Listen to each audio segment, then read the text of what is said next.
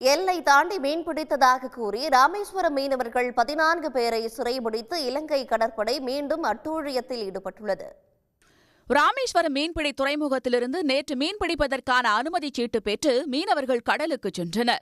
தனுஷ்கோடி தலைமன்னார் இடையே மீன்பிடித்துக் கொண்டிருந்த போது அப்பகுதிக்கு ரோந்து வந்த இலங்கை கடற்படையினர் எல்லை தாண்டி மீன்பிடித்ததாக கூறி 2 விசைப்படகையும் அதிலிருந்த 14 மீனவர்களையும் கைது செய்தனர். கைது செய்யப்பட்ட மீனவர்கள் மன்னார் நீதிமன்றத்தில் ஆஜர்படுத்தப்பட உள்ளனர். நடப்பாண்டில் மட்டும் இதுவரை 77 மீனவர்கள் கைது செய்யப்பட்டது அதிர்ச்சியை ஏற்படுத்தியுள்ளது. கடந்த சில ஆண்டுகளாக இலங்கை கடற்படையால் கைது செய்யப்படும் தமிழ்நாடு மீனவர்களின் எண்ணிக்கை ஆண்டுதோறும் தொடர்ந்து அதிகரித்து வருகிறது. இலங்கை கடற்படையின் தொடர் கைது நடவடிக்கையால் மீனவர்களின் குடும்பத்தினர் கவலையடைந்துள்ளனர்.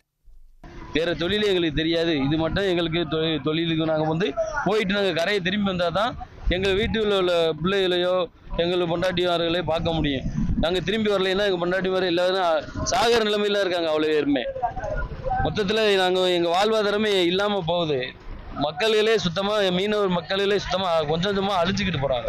ஒன்றிய மாநில அரசுகள் உடனடியாக தலையிட்டு இலங்கை கடற்படையினரால் சிறைபிடிக்கப்பட்ட படகுகளையும் மீனவர்களையும் மீட்டு மீனவர்களின் வாழ்வாதாரத்தை உயர்த்த நடவடிக்கை எடுக்க வேண்டும் என்ற கோரிக்கை எழுந்துள்ளது.